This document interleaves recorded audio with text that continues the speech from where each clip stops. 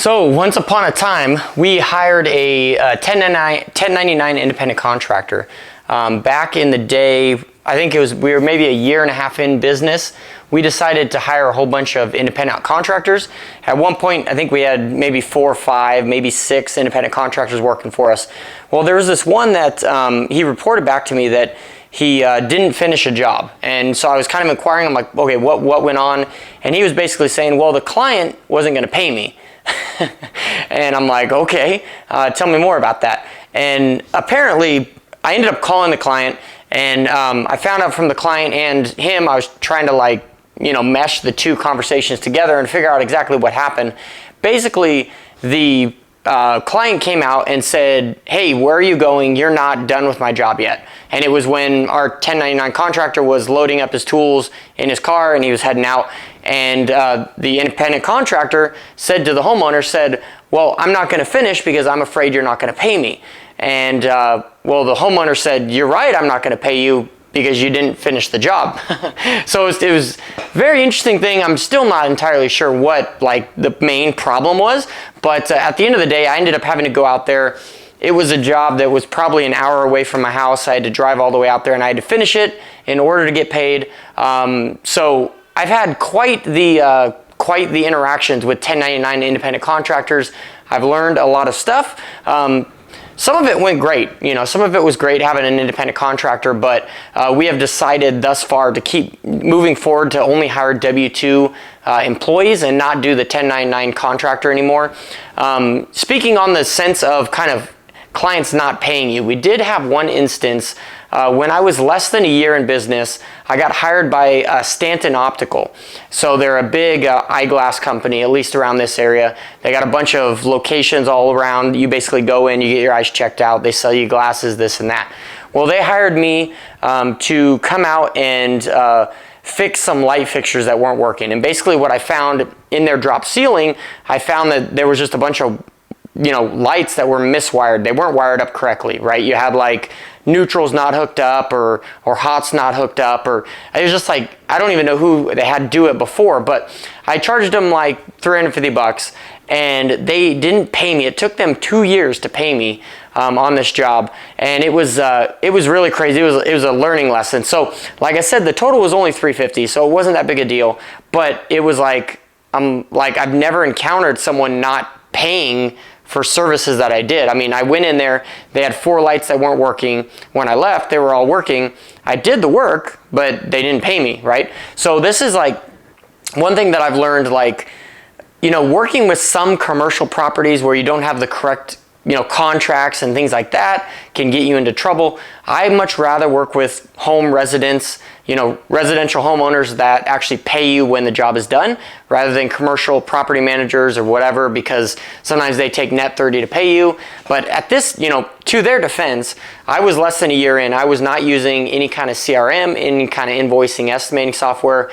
My estimates I created on Google Docs. So they were very rudimentary. There was no contract, there was no signing, there was nothing. So it was pretty insane. So basically what I ended up doing is after consulting the wisdom of a few other people around, I started charging them a $50 late fee per month. So basically every month that they didn't pay, I would just send them a new email and give them a new total with a line item of $50 late fee. And I think at the end of it, I don't know, you could do the math. The total was $350. I didn't start the late fee for probably 6 months, maybe even longer than that. But it took them 2 years to pay it. So every month I would send them this bill of $50 late fee, $50 late fee. And so the bill, the estimate or the bill, the invoice totaled quite a bit at the end of the day. And I remember 2 years later, I had almost given up on the fact. And one day I just got a check in the mail with just the total, just $350. There was no late fee attached or anything.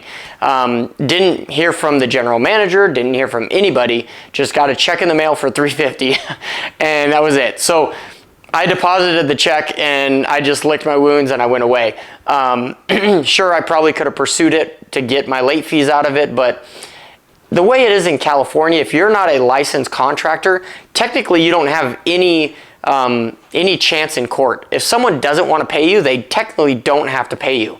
It's really insane. The the laws in California are set up against the handyman, right? They are much for the contractor, but they are against the unlicensed contractor as a handyman. So it's a very interesting uphill battle. But I just thought it'd be interesting to kind of share those two stories. I would kind of love to dig into more of the stories of my 1099 contractors if you guys would love to hear it.